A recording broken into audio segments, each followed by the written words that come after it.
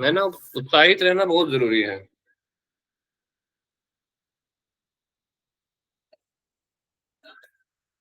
चलिए अब कुछ देखते हैं नया। और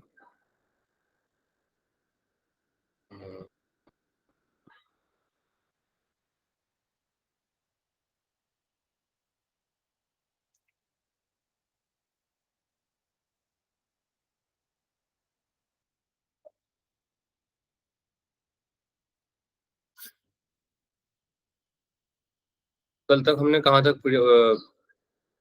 पढ़ लिया था? कुछ क्वेश्चन आंसर कर लेते हैं।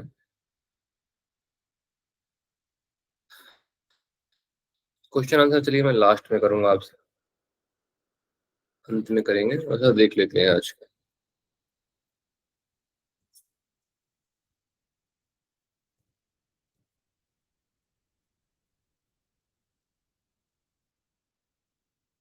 हम लोग यहाँ तक पहुंच गए थे सर। अजप्पा गायत्री के फल तक हमने देख लिया था। कुंडलिनी का जागरण भी हमने देख लिया था हम लोग शायद। यहाँ पे मुद्राएं हम लोग पढ़ने वाले थे। स्क्रीन दिख रही है ना आप लोगों को? जी सर। हम्म। मुद्राएं जो बताई हुई हैं वो आप लोग पहले से जानते हैं कि मूल बंध कैसे लगाया जाता है। नहीं आ उद्यान रही है बंध सर, क्या स्क्रीन हो इज गया? नॉट, स्क्रीन तो नहीं आ रही है। सॉरी सर, हम्म। स्क्रीन शो हो रही है। हाँ सर, दिखाई दे रही है स्क्रीन तो। अब नहीं दे रही है बल्कि।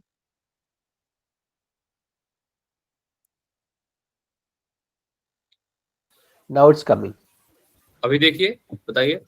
Now it's okay. Yes sir, आ रही है। चलिए फिर हम लोग बंद मुद्राएं देख लेते हैं। 6 मुद्राएं हैं इसमें, ठीक है। इसमें से मूल बंध, उद्यान बंध, जालंधर बंध, खेचरी, वज्रोली, महामुद्रा, ठीक है। इसमें से एग्जाम में ये भी पूछ सकता है कि कौन कौन सी मुद्राएं हैं ध्यान बिंदु में और कौन सी नहीं है। तो मूल बंध, इसमें विधि आप जैसे कि जानते हो, एड़ी भाग से योनि स्थान को दबाकर मल द्वार को संकुचित करे और अपान वायु को ऊर्ध्वगति करे, ऊर्ध्वगति करके ऊपर की ओर खींचे, इस क्रिया को मूल बंध कहा गया। लाभ इसका बहुत इंपॉर्टेंट है। क्या क्या है इसमें? प्राण व अपान का एकीकरण होता है, सिंपल है। प्राण और अपान एक ही होंगे इसमें।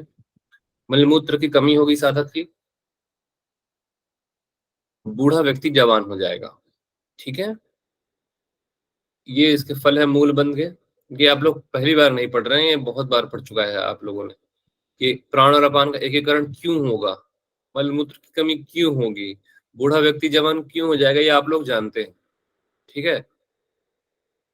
किसी को कोई डाउट हो तो पूछ लीजिएगा इसमें कि क्यों होगा ऐसा। उद्यान बंध, जिस प्रकार बिना थका हुआ महाखग पक्षी, अर्थात महाखग मतलब पक्षी, उड़ने की क्रिया करता है, उसी प्रकार पेट को पीछे की ओर खींच कर या सिकोड़ कर नाभि को ऊपर की ओर खींचना उद्यान बंध, ये आप जानते हो। उद्यान बंध कैसे लगाते हैं सभी को पता है। इसका अन्य नाम मृत्यु मातंग केसरी, अर्थात मृत्यु पर ये शेर के समान है। मृत्यु रूपी हाथी पर ये शेर के समान है, सिंह के समान है। जालंधर बंध को कैसे करना है यहाँ पे? सिरोनभ अर्थात आकाश उत्पन्न जल को नीचे आने की अपेक्षा ऊपर की ओर रोक लिया जाता है, उसे जालंधर बंध कहते हैं। तो यहाँ पे आकाश उत्पन्न जल क्या कहलाएगा एक शब्द में? सोमरस। जो सोमरस नीचे की ओर स्त्राव हो रहा है उसको जालंधर बंध लगाकर ऊपर ही रोक कर रखना जालंधर बंध कहलाता है। जालंधर बंध का फल इंपॉर्टेंट है, कर्म बंधन और पाप जन्य दुखों का नाश करने वाला होता है जालंधर बंध। ये आप लोग यहाँ पे नया पढ़ रहे हैं कि जालंधर बंध कर्म बंधन भी समाप्त कर रहा है और पाप जन्य जो दुख होते हैं उनका भी नाश कर रहा है। तो ये आपने नया देखा है, ये थोड़ा सा आप लोग याद रखिएगा। खेचरी मुद्रा, जैसे कि आपको पिक्चर में दिख रहा है, कपाल कुहर के पीछे अपनी जिह्वा को लेकर जाना और दृष्टि भ्रूमध्य में रखना, ये वैसे ही करना है जैसे और जगह बताया हुआ है गिरण संहिता हठ प्रदीप का, वैसे ही है ये। खेचरी का फल देख लीजिए, कुछ नया है या फिर वैसा ही है। निद्रा, क्षुधा, भूख, प्यास, बिल्कुल पढ़ा हुआ है ये। रोग एवं मृत्यु, सही है। मृत्यु, मूर्छा का भय नहीं रहता, कर्मों में लिप्त नहीं होता। इसमें जितना भी खेचरी मुद्रा का फल लिखा है ये सारा का सारा आपने पढ़ा हुआ है, इसमें बहुत ज्यादा डिफरेंस नहीं है। अब आते हैं वज्रोली मुद्रा में। वज्रोली मुद्रा में कहा है कि बिंदु और बिंदु और रज को अर्थात चंद्रमा और सूर्य को शक्ति कहा गया है। दोनों का मिल जाना ही वज्रोली कहा जाता है, मतलब शिव और शक्ति का मिलन। ठीक है, बिंदु और रज का। वज्रोली मुद्रा आप लोग हठ प्रदीपिका में पढ़ते हैं। वज्रोली मुद्रा मुद्रा के भी दो प्रकार कहे गए हैं, एक पांडुर और दूसरा लोहित। पांडुर रंग किस कलर का होगा, किस रंग का होगा? शुक्ल रंग का, सफेद रंग का। उसका अन्य नाम चंद्र स्थान में पाया जाएगा। ठीक है, और दूसरा है लोहित। लोहित को महारज। ठीक है, ये मूंग की तरह लाल होता है और योनि स्थान इसका स्थान बताया हुआ है। तो वज्रोली मुद्रा में आपको याद रखना है कि बिंदु दो प्रकार के होते हैं, पांडुर और लोहित। वज्रोली मुद्रा का फल है परम देह की प्राप्ति होती है और साधक योग वेत्ता हो जाता है, मतलब योग को जानने वाला हो जाता है। महामुद्रा। महामुद्रा जैसे चित्र में दिखाई दे रहा है बिल्कुल वैसा ही है। वक्ष स्थल को ठुड्डी से लगाकर बाईं एड़ी से योनि स्थान का कुंचन करके दाहिने पैर को फैलाकर हाथ से पकड़ लें, श्वास भरकर कुंभक करें, फिर धीरे धीरे श्वास को बाहर निकालें। ये इसमें महामुद्रा की विधि है। कई कई जगह पे ये विधि है। ठीक है, कई जगह दृष्टि अलग होती है, कई जगह यही ये सेम सेम जैसा हम पढ़ रहे हैं हमेशा की तरह वैसा ही होता है महामुद्रा। महामुद्रा का फल देखते हैं कि क्या बताया ध्यान बिंदु उपनिषद में, सूर्य और चंद्र का संयोग होता है। क्या इसके पहले हमने कहीं पढ़ा है ऐसा? आई थिंक नहीं पढ़ा है। तो ये सूर्य चंद्र का संयोग जो हो रहा है ये नया है। वात पित्त कफ आदि रसों का शोषण किया जाता है, मतलब सोख लिया जाता है। वात पित्त कफ आदि रसों का, ये आप शायद नया देख रहे हैं। सर्व पाप नाशिनी मुद्रा है, ये भी इसमें नया है। ये फल इंपॉर्टेंट है। अब देखते हैं हृदय कमल। हृदय कमल 8 दल वाला है, 1 2 3 4 5 6 7 8। ठीक है, 1 2 3 4 5 6 7 8, ये देख रहे हो 8? ये जो 8 रेखाएं हैं, 8, इनमें समझना है थोड़ा सा। ठीक है, अगर आपको इनको उपनिषद से दिखाऊं तो ये ऐसे लिखा हुआ है।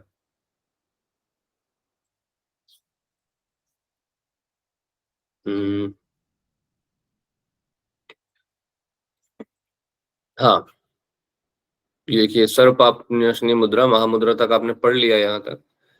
अब आप देख रहे हैं आत्मा के संबंध में विवेचन करते हैं। ये आत्मा के संबंध में विवेचन हो रहा है। आत्म अथ आत्मनिर्णयम व्याख्या अस्य हृदय स्थाने अष्टदल पद्मम वर्तते तन्मध्ये रेखा वर्यम कृत्वा जीवात्म रूपम ज्योति रूपम अणुमात्रम वर्तते। कैसा है? अणुमात्र है। हृदय कमल में 8 दल का कमल है। कितने दल वाला है? 8 दल वाला कमल है हृदय में। उसके बीच रेखा वलय, वलय मतलब होता है गोला, उसके बीच में रेखा वलय बनाकर जीवात्मा ज्योति रूप होकर अणु मात्र स्वरूप में निवास करती है। कहाँ पे निवास करती है? हृदय कमल में। कैसे स्वरूप बनाकर? वलय बनाकर। किसके स्वरूप में?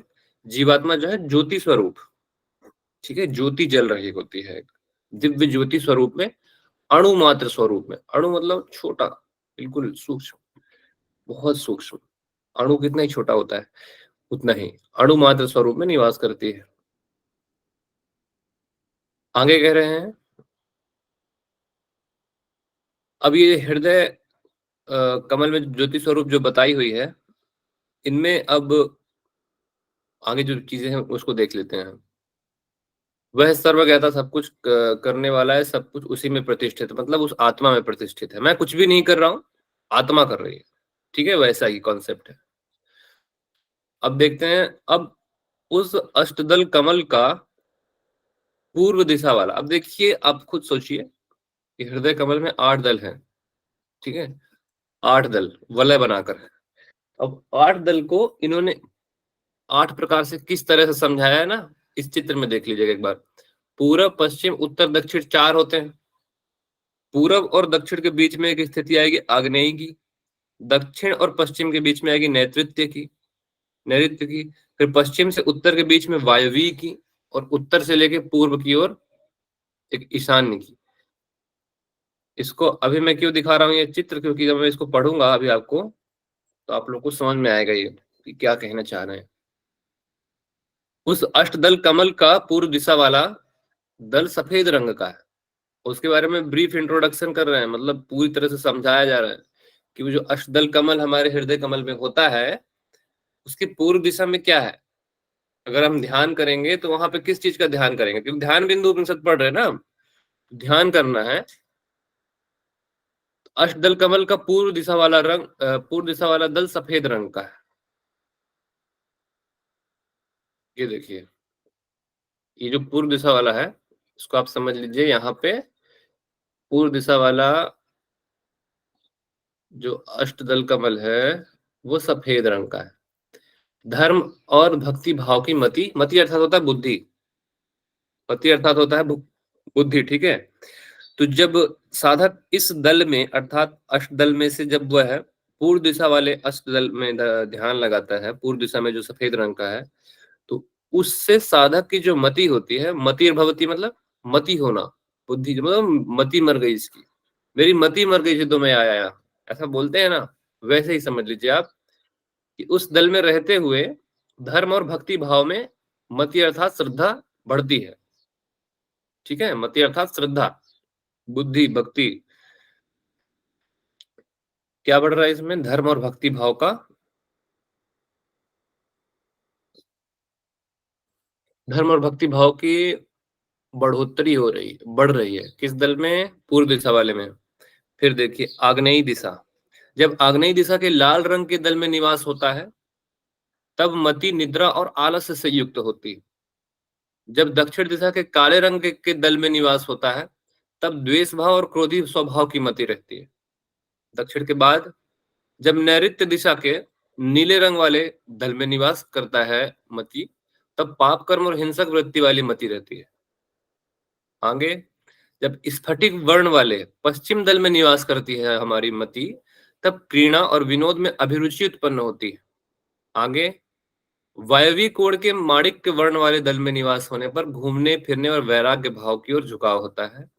ऐसे ही उत्तर के पीले रंग के दल में निवास करने पर, उत्तर में कह रहे हैं, सुख साधन और सजने संवरने की अभिरुचि साधक की बढ़ती। ईशान कोण के वैडूर्य मणि रंग के दल में रहने वाले पर जो मति है जब इस ईशान कोण में रहती है तब दान पुण्य और अनुग्रह करने में अभिरुचि साधक की बढ़ती है। इसके अतिरिक्त बताया गया है कि जब जोड़ों के संधि भाग में, संधि भाग मतलब जो जोड़ होते हैं जहां से जॉइंट होते हैं आपके, तो जॉइंट में जब ये मति होती वास करती है तब वात पित्त और कफ से संबंधित बड़ी बड़ी बीमारियों का प्रकोप होता है ना। जब मति मध्य में रहती है ऐसे में सब कुछ जानने, गाने, नाचने, पढ़ने और आनंद मनाने में ध्यान रहता है।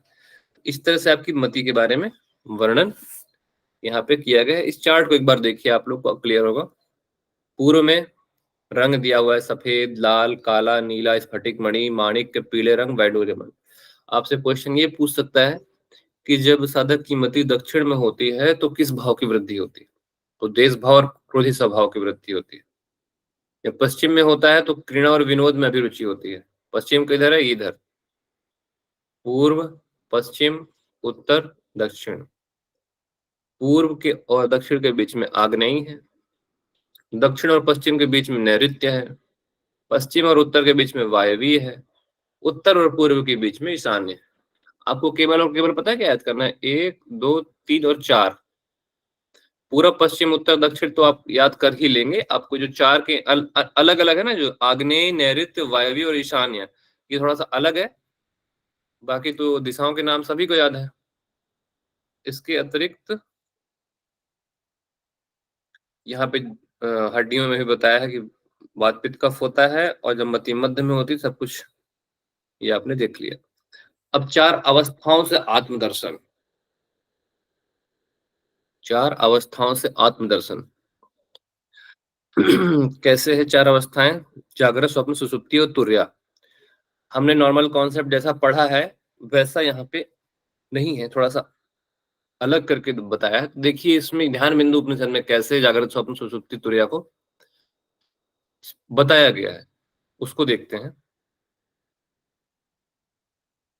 यदा नेत्र श्रमो भवति श्रम निर्भरणार्थ प्रथम रेखा वलयम कृत्वा मध्य निमंजनम कुरुते प्रथम रेखा बंधुक पुष्प वर्णम तदा निद्रावस्था भवति। इस पे कह रहे हैं जब आंख श्रमशील रहती, श्रमशील मतलब थकी हुई, तो उसे विश्राम देने के उद्देश्य से पहली रेखा का आश्रय लेकर, देखो यहाँ पे अवस्थाएं हैं ना, जो जागृत स्वप्न सुषुप्ति तुर्या, उनको रेखाओं से संबंधित, रेखाओं से कोरिलेट किया हुआ यहाँ पे। तो पहली रेखा का आश्रय लेते हुए लेकर बीच में निमंजन करती है, वह प्रथम रेखा बंधुक पुष्प के वर्ण वाली होती है, जिससे निद्रावस्था की प्राप्ति होती है। निद्रावस्था के बीच में ही स्वप्नावस्था रहती है। जब निद्रा में रहते हैं तभी तो स्वप्न आते हैं। स्वप्नावस्था के बीच में देखी गई, सुनी हुई और अनुमान की हुई संभावित बातों की कल्पना करने से जो श्रम करना पड़ता है, उस श्रम के निवारणार्थ द्वितीय रेखा वलय में डुबकी लगाती है। वलय में मतलब, रेखा वलय में डुबकी लगाती है मतलब, वलय मतलब होता है गोला। फिर वह दूसरी रेखा वीर बहुटी के वर्ण की है, जिसमें सुसुप्ति अवस्था प्राप्त होती है। अंत में फिर जागृत हो गया, स्वप्न हो गया, सुसुप्ति हो गया। अब सुसुप्ति क्या आएंगे? इस सुसुप्ति अवस्था में बुद्धि मात्र परमेश्वर से संबंध रखने वाली और नित्य बोध स्वरूपा होती है। इसके पश्चात ही परमेश्वर की प्राप्ति संभव है। अब देखिए यहाँ पे जो जितनी भी इस चारों अवस्थाएं हैं, इसको किससे समझाया है आपको? रेखाओं से। इसमें देखिए, जागृत अवस्था जो होती है वो पहली रेखा का आश्रय लेती है। रेखा का वर्ण नहीं बताया है। पहली अवस्था जब होती है जागृत की, तो आंखों में थकान होती है ना? जागृत अवस्था में आंखें थकी हुई होती हैं। फिर निद्रा जो होती है, निद्रा की अवस्था में प्रथम रेखा का संबंध होता है। प्रथम रेखा होती है और इसमें जो रेखा होती है उसका वर्ण बताया हुआ है बंदूक पुष्प के समान, बंदूक पुष्प। निद्रावस्था की स्थिति में कल्पना के द्वारा थकान होती है। ठीक है, अगर आप लोगों को स्लीप के स्टेजेस पता होंगे तो आपको ये पता, ये रैपिड आई मूवमेंट की बात हो रही है कि नॉन रैपिड आई मूवमेंट की बात हो रही है? कल्पना के द्वारा थकान, कल्पना के द्वारा जो थकान बताया जा रहा है वो कौन सा मूवमेंट है? अगर आपने स्लीप के बारे में पढ़ा है तो स्लीप में non rapid eye movement, rapid eye movement आप शायद जानते होंगे। रैपिड आई मूवमेंट के जरिए होती है सर थकान। हाँ, तो जो रैपिड आई मूवमेंट है जिसमें सपने आते हैं, ये उसी की बात हो रही है। तो जो अभी हम पढ़ते हैं स्लीप के बारे में बहुत सारा, ये देखिए आप इस उपनिषद को देख के समझ में आ रहा है, जो साइंस ने इतने दिनों बाद इन सब चीजों पे रिसर्च करके लोगों को बताया, ये सब उपनिषदों में हमारे पहले से दिया हुआ है। कितने दूरदर्शी रहे होंगे हमारे ऋषि मुनि। ठीक है, तो निद्रा जो है रैपिड आई मूवमेंट से होती है संबंधित, और देखिए कल्पना के द्वारा थकान होती है। ठीक है, फिर सुसुप्ति अवस्था, इसमें द्वितीय रेखा का वलय होता है, वीर बहुटी का रंग होता है रेखा का, और जब सुसुप्ति अवस्था में साधक होता है तो परमेश्वर संबंधी बुद्धि उसे प्राप्त होती है। फिर अंत में आती है तुर्या। तुर्या जो सर्वश्रेष्ठ होती है वो तृतीय रेखा का वलय होता है इसमें। उस रेखा का वर्ण होता है पद्म राग। ये रंग मैंने जानता तो नहीं हूँ, आप लोग सर्च करिएगा कैसे होता है। पद्म राग रेखा का वर्ण है इसमें। और जब साधक तुर्यावस्था की स्थिति में आत्मा का दर्शन कर रहा होता है तो उसे परमात्म तत्व की प्राप्ति होती है। ठीक है, तुर्य में जब आत्मा का दर्शन होगा तो किसकी प्राप्ति होगी? परमात्म तत्व की। उसके सारे द्वंद्व भाव मिट जाएंगे। द्वंद्व भाव मतलब सुख दुख, मान अपमान, है ना? ये सारे द्वंद्व, जितने भी द्वंद्व भाव होते हैं वो सारे के सारे मिटते जाते हैं। अंत में मोक्ष और आत्मदर्शन की प्राप्ति तुर्य अवस्था में होती है। ठीक है, ये आपने चार अवस्थाओं से आत्मदर्शन को जाना, ये आपने नया देखा है यहाँ पे, बिल्कुल A to Z यहाँ पे आपने नया कॉन्सेप्ट देखा है। इसके पहले आपने ऐसा कुछ नहीं जाना, ना ही पढ़ा, और बिल्कुल ऑथेंटिक है, व्यवहारिक है। अब पंच महाभूतों और प्राणों का वर्णन आपने ये भी पहली बार पढ़ रहे हो, ये भी पहली बार पढ़ रहे हो। पंच महाभूतों का प्राणों के साथ संबंध इसी उपनिषद में देखने को मिलता है। यही उपनिषद है जो पंच महाभूत को प्राणों के साथ संबंध करके दिखाता है। तृतीय रेखा का वलय हो चुका है प्राण और अपान में एकीकरण करके संपूर्ण जगत को आत्मस्वरूप मानते हुए लक्ष्य पर ध्यान केंद्रित करें। फिर तुरीय अवस्था की प्राप्ति होने पर द्वंद्व भाव मिट जाते हैं, आनंद स्वरूप लगने लगता है। जब तक जीव में देह धारणा रहती है तब तक उसमें निवास करता है, बाद में परमात्म तत्व की प्राप्ति कर लेता है। मतलब ये उसी अवस्था की बात कर रहे हैं, कैवल्य के पहले की स्थिति। ठीक है, केवल साधक आत्मा और परमात्मा के बीच रहता है, फिर एक समय आता है वो पूरा उस तत्व में ही लीन हो जाता है। इसी मार्ग से मोक्ष और आत्मदर्शन दोनों की प्राप्ति संभव है। अगर आपने योग दर्शन पढ़ा होगा ना तो बहुत अच्छे से कोरिलेट कर पाएंगे ये सारे के सारे कॉन्सेप्ट को। वहां पे जो समाधि का कॉन्सेप्ट है और जितनी भी चीजें वहां पे कैवल्य से पहुंचने के पहले की हैं, वो पूरा कॉन्सेप्ट है यहाँ पे, ऐसा कुछ भी अलग नहीं है। मतलब सीधे सीधे कह रहे हैं, डायरेक्ट आप परमात्मा तो उससे लीन नहीं हो जाते हैं। साधक जीव जो होता है, साधक जो जीव रूप में है, वो देह धारण किया रहता है, वो तब तक निवास करता है जब तक एक समय आने के बाद फिर वो अंत में परमात्मा तत्व से लीन हो जाता है। फिर चार मार्ग से संयुक्त महाद्वार की ओर गमन करने वाली वायु के साथ स्थिर होने पर अर्ध त्रिकोण में जाकर परमात्मा का साक्षात्कार होता है। ठीक है, चारों मार्ग से संयुक्त महाद्वार की ओर गमन करने वाले वायु के साथ स्थिर होने पर अर्ध त्रिकोण में जाकर परमात्मा का साक्षात्कार साधक को होता है। अब यहाँ पे पंच महाभूत आ जाते हैं। पूर्व में कथित त्रिकोण स्थान से ऊपर पृथ्वी आदि पांच रंग वाले तत्व ध्यान के योग कहे गए हैं। मतलब जो ये पंच महाभूत है, पंच महाभूत में साधक ध्यान करेगा और ये पंच महाभूत उस साधक के भीतर ही है, हमारे भीतर ही पंच महाभूतिक तत्व विद्यमान है, उस पे ही साधक अब ध्यान करने वाला है। कैसे करेगा वह साधक ध्यान, अब बता रहे हैं। इसके साथ बीज वर्ण और स्थान युक्त प्राण आदि पंच वायु ध्यान के योग है। पंच महाभूत को पंच प्राण के साथ और उनको बीज मंत्र यकार जो नीले बादलों के समान है वह प्राण का बीज है, रकार आदित्य वर्ण अग्नि रूप अपान का बीज। अब देखते हैं इसको स्लाइड से आपको समझाते हैं। देखिए यहाँ पे बीज मंत्र दिए हुए हैं, यकार रकार लकार हकार। ठीक है, अब इसको देखिए कैसे यहाँ पे समझाया हुआ है। इस कॉन्सेप्ट को सिंपल एंड स्वीट समझते हैं, इस चार्ट से को बहुत अच्छे से समझ में आएगा। क्या कर रहे हैं साधक, ध्यान कर रहा है। अभी पूरा का जितना भी आप पढ़ रहे हो ना, ये सारा का सारा ये ध्यान है कि जो आप दिशाओं में हृदय कमल के पूर्व दिशा में कर रहे हैं तो धर्म भाव की और भक्ति भाव की प्राप्ति हो रही है। जो मति है ना, ये ध्यान ही है। सारा का सारा जितना भी ओवरऑल हम ध्यान पढ़ रहे हैं, अब हम पंच महाभूत को प्राण के साथ संबंध करके बीज मंत्र के साथ ध्यान लगा रहे हैं। वहां पे वर्णों का भी वर्णन है, मतलब किस रंग का होगा। जब पृथ्वी तत्व पे ध्यान करेंगे, जब साधक पृथ्वी तत्व पर ध्यान करेगा तो उस समय कौन सा प्राण साथ में, कौन से प्राण के साथ संयोग करके ध्यान करना है, कौन सा बीज मंत्र होगा और कौन सा वर्ण होगा पृथ्वी तत्व में, ये सारा का सारा ऐसे आपको समझना है। पृथ्वी जल अग्नि वायु आकाश, ये पंच महाभूत हो गए। पृथ्वी तत्व में व्यान वायु, पृथ्वी तत्व में व्यान वायु का संयोग करके लकार बीज मंत्र के साथ बंदूक पुष्प का ध्यान किया जाता है। आया समझ में, सिंपल समझ में आ गया आपको। जल तत्व में उदान प्राण का संयोग करके वकार बीज मंत्र के साथ शंख के रंग वाले जल तत्व पर ध्यान किया जाता है। अग्नि, अग्नि जिसका रंग है आदित्य स्वरूप, मतलब सूर्य के समान, अग्नि आदित्य के समान है, रंग वाली है, उसका अपान वायु के साथ संयोग करके रकार बीज मंत्र के साथ ध्यान किया जाता है। अब आते हैं वायु में। वायु जिसका रंग बताया है शंख के समान श्वेत, वायु का प्राण के साथ संयोग करके यकार बीज मंत्र के साथ साधक ध्यान करे।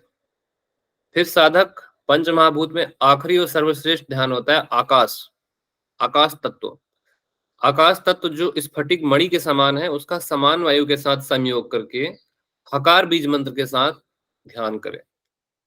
तो इस तरह से पृथ्वी जल अग्नि वायु आकाश आपको याद होगा। वायु को तो आप प्राण से संबंध कर लेंगे, अग्नि को अपान से, आस जो है ना अग्नि, इसका आ से आ याद रखिएगा, अग्नि अपान।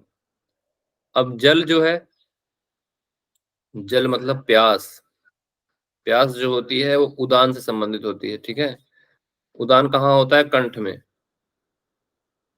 उदान कंठ में होता है ना। आप ऐसे याद करने के लिए मैं आपको बता रहा हूँ ये। उदान आपके कंठ में होती है, और जल, जल से प्यास बुझती है। तो ऐसे हल्का सा कोरिलेट करके,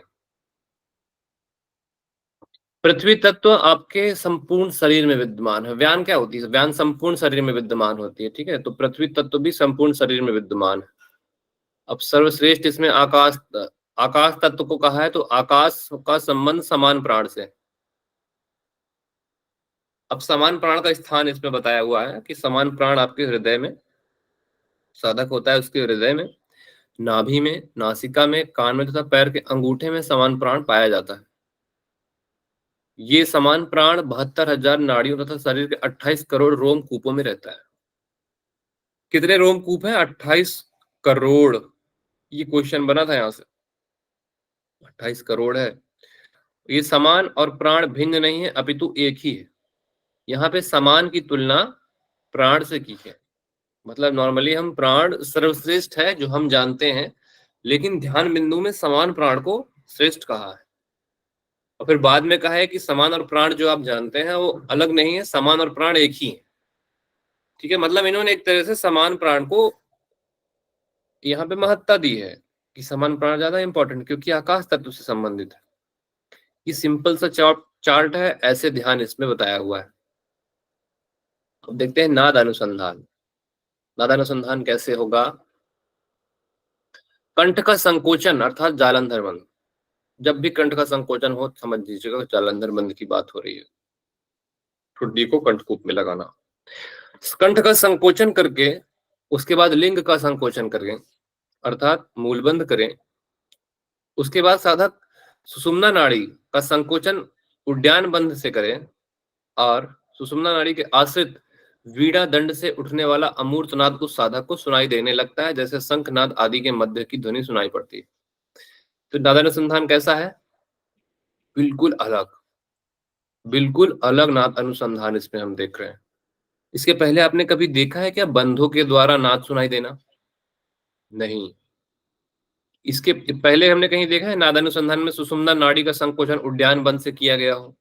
बिल्कुल नहीं। ना ही हमने इस तरह का कॉन्सेप्ट इसके पहले देखा है जिसमें नाद सुषुम्ना नाड़ी के आश्रित होकर सुनाई दे रहा है। ठीक है, समझ में आया कितना सिंपल कॉन्सेप्ट है यहाँ पे? मतलब बंधों के द्वारा नाद सुनाई दे रहे हैं साधक को। और वह नाद कैसा है? वीणा दंड से उठने वाले अमूर्त नाद के समान है, और शंखनाद आदि के मध्य की ध्वनि भी उस साधक को सुनाई देती है। व्योम रंध्र गतो नादो मयूरम नाद में एवच। व्योम रंध्र अर्थात आकाश रंध्र से गमन करने वाला नाद मयूर की ध्वनि के समान है। मतलब आकाश रंध्र मतलब यहाँ पास। ठीक है,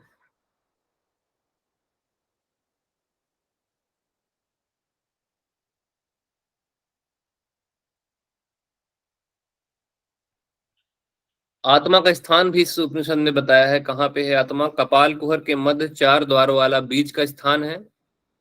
व्योम में सूर्य के सुशोभित होने के समान ही यहाँ आत्मा प्रतिष्ठित होती है। तो इसमें आत्मा का स्थान कहाँ पे बताया है? और कपाल कुहर के मध्य 4 द्वार वाला जो बीज है वहां पे आत्मा बताई गई है। फिर ब्रह्म रंध्र में कोदंड अर्थात धनुष, द्वय अर्थात दोनों के बीच स्थित है, जहां मन को लीन करके साधक आत्म साक्षात्कार प्राप्त करता है। यही रत्नों से ज्योति मान नाद बिंदु अर्थात शिव का स्थान है। जो पुरुष इसे जान लेता है वह कैवल्य पद को प्राप्त कर लेता है। आत्मा का स्थान बताया हुआ है यहाँ पे। कहाँ पे? ये आप आखिरी स्लाइड पढ़ रहे हो, ठीक है। इसके पहले का आप लोगों को मुझे लगता है समझ में आ गया है कि ध्यान कैसे किया गया। समान वायु के बारे में बताया हुआ है। समान 72,000 नाड़ियों तथा शरीर के 28 करोड़ रोम कूपों में रहती है। ये आपने अभी थोड़ी देर पहले जाना था। अभी आत्मा का स्थान देख रहे हैं। यहाँ पे देखिए समान और प्राण भिन्न नहीं है, एक ही है। चित्त को दृढ़ता से समाहित कर पूरक कुंभक रेचक तीनों क्रियाएं संपन्न करें। हृदय कमल के कोटर में धीरे धीरे सबको आकर्षित करके प्राण और अपान को अवरुद्ध करके ओमकार का उच्चारण करें। ठीक है, कुल मिला के पूरक कुंभक रेचक और ओमकार जाएंगे नहीं साथ छोड़कर। यहाँ फिर कंठ का संकोचन करें। कंठ का संकोचन करके लिंग का संकोचन करें, तत्पश्चात मूल आधार से पद्म तंतु की तरफ प्रकट होने वाली सुषुम्ना नाड़ी का संकोचन करें। अब इसको आप यहां से समझकर आप पूरी तरह से कोरिलेट कर पा रहे हो कि कैसे हो रहा है। मतलब आप अभ्यास तो नहीं किया है आपने कभी ऐसा, लेकिन आप थोड़ी सी अपनी कल्पना करिए कि कैसे होता होगा ये। कंठ का संकोचन हो रहा है, मूलाधार से जो सुषुम्ना नाड़ी ऊपर की ओर जा रही है ना, जो रुकी हुई है कुंडलिनी के मुख की ओर, उस सुषुम्ना नाड़ी कैसे जागृत हो रही है? मूलाधार और यहाँ पे जालंधर बंद के संकोचन से। जब ये हो रहा है तो सुषुम्ना नाड़ी ऊपर की ओर उठ रही है, ऊपर की ओर उठ के फिर कहाँ पे जाएगी? सिंपल है, वो आपके यहाँ तक पहुंचेगी, आज्ञा तक पहुंचेगी, फिर सहस्त्रार जाएगी ही जाएगी। तो सुषुम्ना के आश्रित वीणा दंड से उठने वाले अमूर्त नाद का नाद सुनाई पड़ता है साधक को। उसके बाद इसके आपने क्या देखा? उसके बाद देखिए साधक जो है ना, साधक के व्योम रंध्र मतलब आकाश रंध्र से गमन करने वाला नाद मोर की समान सुनाई देता है। और उसके आगे बता रहे हैं, कपाल कुहर के मध्य 4 द्वारों वाला बीच का स्थान है। कपाल कुहर जानते हैं ना, जहां से सोमरस का स्त्राव होता है, जहां पे जिह्वा का काटन चालन दोहन करके कपाल कुहर में ले जाया जाता है पीछे, वहीं पास कहा जा रहा है कि 4 द्वारों वाला बीच का स्थान है। बीच का स्थान उसी पे व्योम में सूर्य के सुशोभित होने के समान ही आत्मा का निवास स्थान प्रतिष्ठित है ना, उसी कपाल कुहर के स्थान के पास बताया है। और ब्रह्म प्राप्ति के स्थान पर ब्रह्मरंध्र में कोदंड अर्थात धनुष द्वय के बीच शक्ति स्थित है, जहां मन को लीन करके साधक अपने आत्म साक्षात्कार को प्राप्त करता है। और वहीं पे सब आपको कल्पना करनी है, वहीं पे रत्नों से ज्योतिष्मान, क्योंकि देखिए यहाँ पास संबंधित है पूरा, ये आज्ञा चक्र से संबंधित हो गया है, क्योंकि अब सुषुम्ना जागृत होकर ऊपर की ओर जा रही है, कपाल कुहर में आत्मा का ध्यान कर रहे हैं, तो अब सब कुछ सब यहाँ पे चल रहा है आपकी दोनों भ्रू मध्य में, समझ लीजिए आप लोग, जहां मन को तल्लीन करके आत्म स्वरूप साक्षात्कार प्राप्त होता है, वहीं रत्नों से ज्योतिष्मान नाद बिंदु महेश का स्थान अर्थात भगवान शिव शंकर जी का स्थान बताया हुआ है। जो साधक इसे जान लेता है, इसका ज्ञाता हो जाता है, वह साधक कैवल्य पद को प्राप्त कर लेता है। इस प्रकार इति उपनिषदम मतलब इस प्रकार यह उपनिषद पूर्ण हुआ। तो ये कितना, देखिए ये सब तो जो चीजें हम जो पढ़ रहे हैं ये बिल्कुल अनुभव का विषय है, लेकिन पढ़ने से ही मुझे अनुभव हो रहा है कि कैसा होता होगा, कितना आनंददायक होगा, है ना? समझ में आ रहा है ना क्या कहना चाहता हूँ? मतलब ये सब जी कॉन्सेप्ट सर, जो है व्यवहारिक है। इसमें जो नादानुसंधान बताया है वो एज गुड एज हम जो नाड़ी शुद्धि प्राणायाम करते हैं बंद लगा के, वैसा ही बताया। बस लास्ट के जो 2 पॉइंट उन्होंने बोले हैं कि वीणा दंड से उठने वाला अमृत नाद हाँ सुनना है। हाँ, वो नाद सुनाई देगा साधक को। तो आपने ये कॉन्सेप्ट देखा यहाँ पे कि बिल्कुल, अगर आपकी कल्पना करने की शक्ति अच्छी है ना, तो आप ये अध्यात्म को बहुत अच्छे से जान सकते हो। और कल्पना करने की शक्ति आपके ब्रेन में है, ठीक है? जैसे कि आप अगर देखते हो अवतार मूवी देखी है हम लोगों ने? Yes sir. अगर आपने अवतार मूवी नहीं देखी है तो प्लीज देखिएगा, जेम्स कैमरॉन ने डायरेक्ट किया हुआ है, बहुत अच्छी मूवी है। और उस पे कल्पना ही की हुई है, वो एक कल्पना है उनकी, जो डायरेक्टर है उसकी कल्पना है।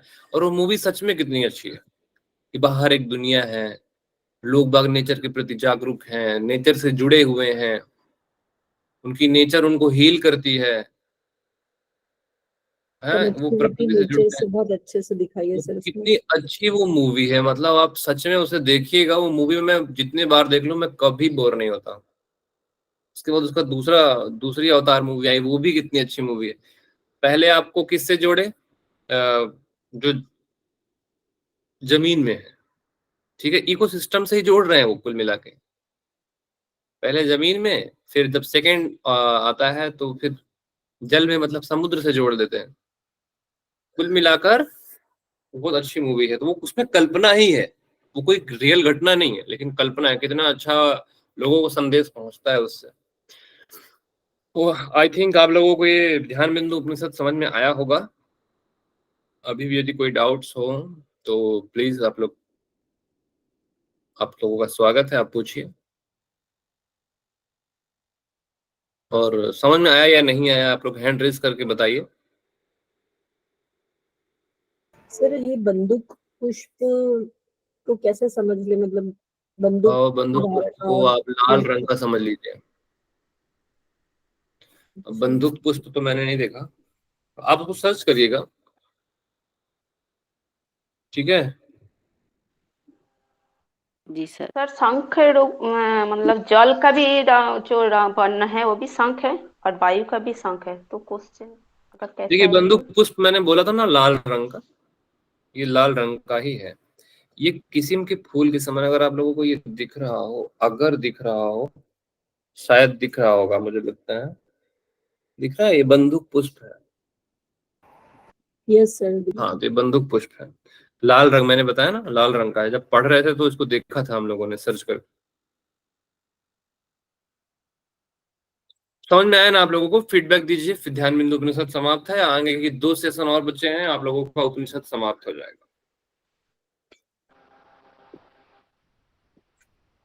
चलिए आज आप लोग फीडबैक दीजिए लिख कर, टाइप करके। जो मैसेज, जो कमेंट्स यूट्यूब देख रहे हैं आप लोग, कमेंट्स पे दिया करिए कि हाँ सर क्लासेस समझ में आ रही हैं, कुछ कॉन्सेप्ट रह जाते हैं तो सही बताइए। चलिए आज मैं आप लोगों का फीडबैक ले रहा हूँ। 8:57 हो रहे हैं, सभी के सभी को मैं ना ये बोल रहा हूँ कि कोई क्लास छोड़ के नहीं जाएगा, सब फीडबैक देकर जाएंगे। आज मैं फीडबैक पढ़ूंगा। ये मेरे पास 5 से 10 मिनट है अभी। आज ओपीडी है, जल्दी जाना है थोड़ा सा। कल हम पढ़ेंगे योग तत्व उपनिषद। आपका पूरा फीडबैक चाहिए मेरे को, अभी तक जितना, श्वेता सत्र उपनिषद से लेकर ध्यान बिंदु उपनिषद तक।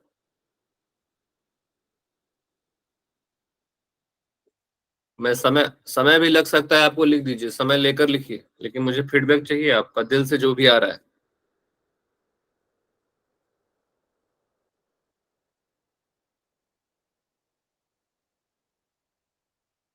सर जी क्लास बहुत अच्छे से समझ में आ रही है। इच्छा जी आलस कर रहे हो आप, केवल मस्त लिखा है आपने।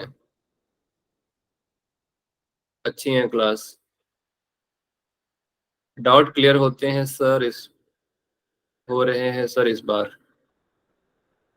इसके पहले डाउट नहीं होते थे clear. Priya Santosh ji, nice classes sir जी।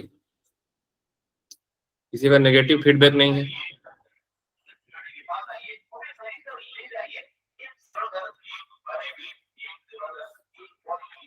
Very nicely explain all उपनिषदास।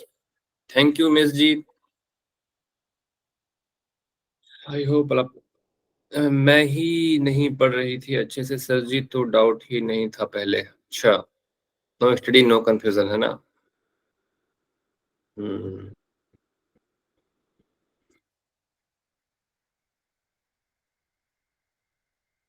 चलिए अमिता जी माइक ऑन करिए आप।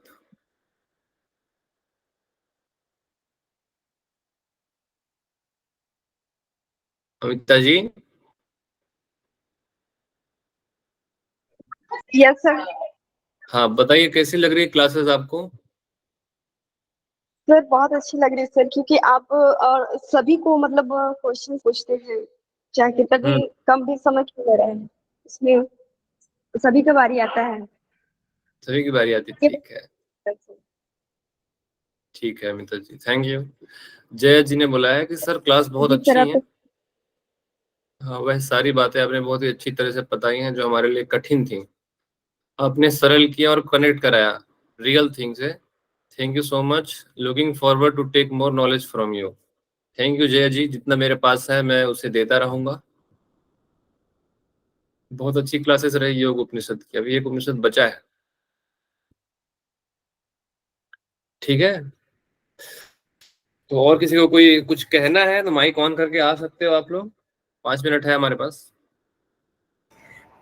फीडबैक होना बहुत स्टार्टिंग जरूरी है, में जब पता है क्लास स्टार्ट हुई थी तो आप थोड़े से स्ट्रिक्ट थे, तो पहले ऐसा लगा था कि पता नहीं कैसे क्लास जाएगी या कैसे होगा, लेकिन जब सेकंड क्लास थर्ड क्लास हुई तो हम लोग वेट करने लगे, क्योंकि जब नॉलेज मिलता है और फिर उसको कनेक्टिविटी जब आती है चीजों से, तो सर फिर डांट भी अच्छी लगने लगती है।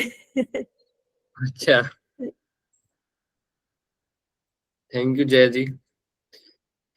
थोड़ा सा स्ट्रिक्ट बनना पड़ता है। देख रहे हैं आप कितना लेट आते हैं बच्चे, अगर नहीं बनो तो।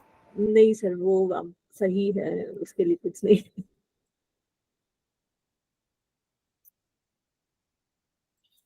रमेश जी ने आज दिया है अपना feedback. Excellent knowledge sir, other than medical knowledge I am interested in experiencing some I have experience like महावेद। Thank you Ramesh ji. आप मेडिकल फील्ड से हैं, हम लोग कुल मिला के मेडिकल फील्ड में ही जाते हैं, योगों को फिर मेडिकल फील्ड से कनेक्ट करके लोगों को बताते हैं। जी थैंक सर। यू। सर हमारी एक कॉन्फ्रेंस थी सर यहाँ रायपुर में। जी रायपुर में एक मेडिकल कॉलेज है, जी नायक, उनके डॉक्टर नायक करके उनके इंचार्ज। तो उन्होंने अच्छा कॉन्फ्रेंस रखा था, भारत के पूरे डॉक्टर आए थे, तो उसमें से मैं गया था वो कॉन्फ्रेंस में। तो वहाँ पे मैं एक जी लॉज में रुका था, शायद मिलन जी मिलन लॉज नाम है उसका। तो वहाँ पे मैंने, वहाँ पे क्या है कि खाने के लिए बहुत दूर जाना पड़ता था, तो इसलिए मैंने खाना कम खाया। तो रात को मेरे को याद आया कि भी अपन ये एक्सपीरियंस कर सकते हैं। अच्छा तो मैं खाली पेट था, तो मैंने महावीर मुद्रा वाला ट्रायल करके देखा, क्योंकि हमारे एक टीचर है यहाँ पे रामटेक यूनिवर्सिटी ना, नागपुर के पास में। तो जी उन्होंने बताया था कैसा करना चाहिए। तो मैंने करके देखा ट्रायल, यानी सांस रोक के, उसके बाद में फिर अपन प्राण अपान मिला के, फिर अपने 7 चक्रों को, अपने प्राण को ऊपर लेके जाना। तो मैं बोला ये अपन खाली पेट है तो कर सकते हैं, क्योंकि ये भरे पेट नहीं जमता है कभी। चलिए, बहुत अच्छी तो बात है। मतलब जो आप वो, पढ़ रहे हैं उसको आप करने का प्रयास कर रहे हैं कि चलिए हाँ करके देखते हैं। वो करने का एक्सपीरियंस किया और वो हुआ सर वैसा। मजा आ गया मेरे को तो। मजा आएगा, बहुत बढ़िया। हाँ। आपको आपकी बातें सुन के हमें मजा आ रहा है कि आप कर रहे हैं। तो यानी इतनी बारीक चीजें, तो अभी तो मैं जो कुछ भी बोल रहा हूँ ये तो सिर्फ सुई के नोक के ऊपर जो लिखा है वो एक्सपीरियंस किया मैंने, लेकिन बहुत सारा एक्सपीरियंस करने का है। ये इतना हम्म। नॉलेज भरा हुआ है, तो उसके सामने मेडिकल नॉलेज कुछ भी नहीं है। हाँ ये तो है, मेडिकल नॉलेज आपका सीमित है ना, वो हाँ बिल्कुल। वो सीमित है, वो उसके ऊपर नहीं जा सकता, लेकिन इसकी कोई सीमा नहीं। और कुछ कुछ चीजें मिलती जुलती है सर, जैसे जैसे मूलाधार चक्र का कलर लाल कलर है, उसका लम अक्षर है। उसके बाद में स्वादिष्ठान चक्र का जल से संबंधित है, उसका हम्म चक्र, हाँ, लम वम है। उसके बाद जो मणिपुर चक्र है उसका मेडिकल साइंस में भी रिलेटेड है सर, कि वो जो हमारे स्टमक में जो कंटेंट्स है और वहाँ पे जी जो एंजाइम्स है उनका भी कलर गोल्डन येलो है। तो स्वादिष्ठान चक्र का जो कलर है वो बैंगन, अपना नारंगी कलर है, यानी ऑरेंज कलर। तो हम जब यूरिथ्रोस्कोप से देखते हैं तो हमारे ब्लैडर का कलर भी ऑरेंज कलर दिखता है। ये कितना मिलता जुलता है। हाँ, ये बात तो बिल्कुल आपने कही। मतलब कितना, मतलब जब हम योग पढ़ रहे हैं, उपनिषदों को जान रहे हैं, हठ योगिक ग्रंथ देख रहे हैं, तो आप तो मेडिकल भी जान रहे हो और फिर इसको भी जान रहे हो, तो समझ में हाँ आ रहा हाँ है कि चीजें जो पहले से वर्णित है वो कितनी ऑथेंटिक। हाँ, मैं बहुत बार कोरिलेट करके देखता हूँ इसको। थैंक कि यू जब रमेश हम जी, आपका बहुत बहुत अच्छा सा फीडबैक था। अशरफ और जी ने जब तो कुछ सर नहीं हम बोला। अशरफ जी नहीं है जब क्या? हम सर यहाँ पे आते हैं ना, कौन सा, अनहद चक्र, यानी हम्म। प्राण वायु जो चेस्ट में है, तो चेस्ट में दोनों है, लंग्स भी है, हार्ट भी है। जी तो चेस्ट में जो लंग्स है, लंग्स का जो ये है, क्या बोलते हैं उसको, अधोमूल ऊर्ध्व शाखा, ऐसा ये है ना, ये इसमें गीता में। जी तो ऐसा ही हमारा ट्रैकिया ऊपर है और उसकी जो ब्रांचेस है वो नीचे है लंग्स में। हाँ उसकी जो एल्यूला है वो नीचे है और मेन ट्रैकिया ऊपर है। जी तो जी, ये शब्द वो अधोमूला अर्धो शाखा से रिलेट होता है। बिल्कुल होता है। और ये बहुत सी ग्रीनिश चीजें कलर, मैंने आपको अभी थोड़ी देर पहले दिखाई थी। हाँ ग्रीनिश तो कलर अभी जो है ये भी मिलता जुलता है। जी, बहुत बहुत धन्यवाद ये रमेश सर आपका। ये उसके आपसे भी उसके बहुत बाद कुछ सर, सीखने को मिला है, उसके हमको बाद बहुत सर कुछ। हम जब विशुद्ध चक्र में आते हैं, थ्रोट में, जी तो तो थ्रोट में उदान वायु बोला है, और उदान वायु। उदान वायु तो यानी हल्का रहता है, जो कुछ भी हम बोलते हैं ये शब्द हल्के रहते हैं, सब ऊपर ऊपर जाते हैं। जी और हमारे बोलने की कला है, हमारा आपका जैसा आवाज, हमारा आवाज, जो गायक है लता मंगेशकर, वो मोहम्मद रफी, इनके जो आवाज है ये विशुद्ध चक्र से रिलेटेड। तो उसमें हमारा जो वोकल कॉर्ड है, वो वोकल वोकल कॉर्ड। कॉर्ड इतना लाइट रहता है और इतना बारीक उसमें तंतु रहते हैं, जैसे वीणा के तंतु रहते हैं, तो ऐसे तंतु रहते हैं, वो उसके वाइब्रेशन से अपना अलग अलग आवाज आता है, और हर एक का अलग आवाज, उसके आवाज से हम पहचान लेते हैं। जो अच्छा। ब्लाइंड पीपल है वो लोग किसी के आवाज से पहचान लेते हैं कि ये किसका आवाज है। वैसे हम भी पहचानते हैं कि जैसा है मोहम्मद रफी के आवाज में गाना लगा तो हम पहचान लेते हैं कि मोहम्मद रफी का आवाज है, लता मंगेशकर का आवाज है। तो एक आवाज की स्पेशलिटी रहती है, उदान चक्र से होता है। फिर जब हम आज्ञा चक्र में आते हैं तो वहां पे हमारा ब्रेगमा बोलते हैं हम उसको, दो आंखों के बीच में ब्रेगमा नाम है उसका। ब्रेकमा। ब्रेगमा, यस, BREGMA, ब्रेगमा। जी तो हाँ, तो उसका एक दिन मैंने इससे भी बोला था मैंने कि भी ये ब्रेगमा में अपन ध्यान लगाते हैं, लेकिन इट इज एक्चुअली ध्यान वो हमारा जाता है पिट्यूटरी चक्र और पीनियल ग्लैंड। पीनियल पे, पिट्यूटरी हाँ। ग्लैंड और पीनियल ग्लैंड पे जाता है। जैसा अपन किसी को बोलते हैं ना कि भी वो चांद तेरे को दिखाई क्या, चांद देखने का है तो देखिए झाड़ के सिधान में देख, वो डंगाल के सिधान में देख, वहां पे तेरे को चांद दिखेगा। तो जी इसलिए हम भूमध्य चक्र में ध्यान लगाते हैं, लेकिन एक्चुअल हमारा बॉडी से ध्यान जाता है पीनियल ग्लैंड और पिट्यूटरी ग्लैंड में, जी जी। और उससे हमको लाभ होता है। पीनियल से तो बहुत सारे मतलब। हाँ, तो ये तो सिर्फ बताने के लिए है कि दो दो भुएं के मध्य में, भूमध्य में ध्यान लगाओ, लेकिन एक्चुअल शरीर में ध्यान जाता है पीनियल ग्लैंड और पिट्यूटरी ग्लैंड पे, और उसकी जो सिक्रीशन हमको पूरे बॉडी में मिलते हैं, तो उससे सिंपैथेटिक पैरासिम्पैथिक नर्व सिस्टम जो उसे क्या बोलते हैं, एक्टिवेट होती है, तो उससे हमको लाभ होता है। जी जी। ऐसा है। बहुत और बढ़िया। उससे भी चलिए, फिर आगे आगे जाएंगे तो आज्ञा तक जब का आपने। हाँ, सहस्त्रार चक्र में जाएंगे हम, तो वहां पे सहस्त्रार चक्र का कलर है सर, कौन सा बोलते हैं अपन, पर्पल कलर। तो जी हमारे ब्रेन में जो कोराइड प्लेक्सस है, जहाँ से CSF तैयार होता है, सेरिब्रोस्पाइनल फ्लूइड तैयार होता है, तो उसका भी जी कलर सर पर्पल कलर है। देखो कितना मिलता जुलता है। हम जब पोस्टमार्टम करते हैं या हम जब ऑपरेशन करते हैं, तो उस टाइम ब्रेन को जब खोलते हैं तो वहां पे है वो कोराइड प्लेक्सस दिखता है हमको, वहां से एक एक बूंद सेरिब्रोस्पाइनल फ्लूइड तैयार होते रहता है। CSF। जी नारियल नारियल पानी जैसा क्लियर एकदम फ्लूइड रहता है। तो जी ये जी। जी फ्लूइड जो है पूरे हमारे स्पाइनल कॉर्ड में, ब्रेन से लेकर तो स्पाइनल कॉर्ड तक ही घूमते रहता है। और जो सुषुम्ना बोलते हैं अपन, सुषुम्ना जो एक्टिवेट होती बोलते हैं, तो ये जो जी। फ्लूइड में है, तो ये फ्लूइड से हम ऊपर तक के जाते हैं, सेरिब्रो स्पाइनल फ्लूइड से ब्रेन तक की, जहाँ सहस्त्रार चक्र है। फिर वहां से हम नीचे आते हैं, यानी जो ध्यान लगाते हैं, ये ध्यान में ये सेरिब्रो स्पाइनल फ्लूइड है, फिर ये कुंडलिनी शक्ति है, ईड़ा पिंगला शक्ति है। तो ये जो शक्तियां है, इसका एक्सपीरियंस करना चाहिए हमको। और ये जो फिर मेरे को बहुत बार आश्चर्य लगता था कि ये प्राणवायु ऊपर है और अपानवायु नीचे है, दोनों मिक्स कैसा क्या होंगे। तो एक्चुअली ये मिक्स नहीं होते हैं, इनकी जो एनर्जी है वो मिक्स होके फिर ऊपर जाती है, जैसे पॉजिटिव और निगेटिव तार मिलके जो एनर्जी तैयार होती है। तो एक्चुअल तो फिर पॉजिटिव और नेगेटिव तार ही मिलते हैं, लेकिन एनर्जी जो तैयार होती है वो कहीं पे भी जाती है, उसका हम यूज करते हैं। तो ये एनर्जी का हम यूज करते हैं, उससे जो कंपन होता है, उससे जो पसीना आता है, जो घबराहट होती है हमको, ये सब उसका वो एनर्जी का इफेक्ट है। एनर्जी का इफेक्ट है, बिल्कुल। हाँ, यानी कुंडलिनी शक्ति बोलते हैं, तो वही एक एनर्जी है, उसको एक्सपीरियंस करना चाहिए। जी जी।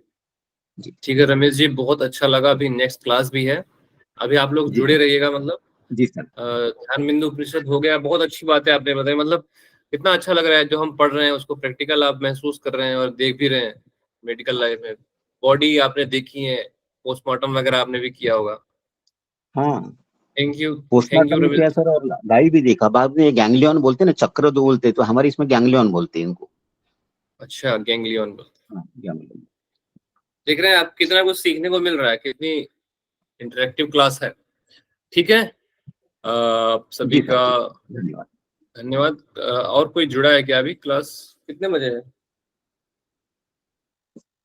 सर 9 बजे है। 9 बजे इसी लिंक में होगी ना? टीचर नहीं आया अभी तक। यस। और सरब जी, 9 सर।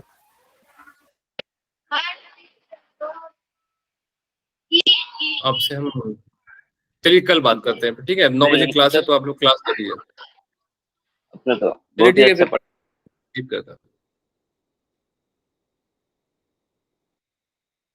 वॉइस ब्रेक हो रही है अशरफ जी आपकी, सच में आपका वॉइस में प्रॉब्लम। कल बात करेंगे अशरफ जी आपसे, ठीक है? रिकॉर्डिंग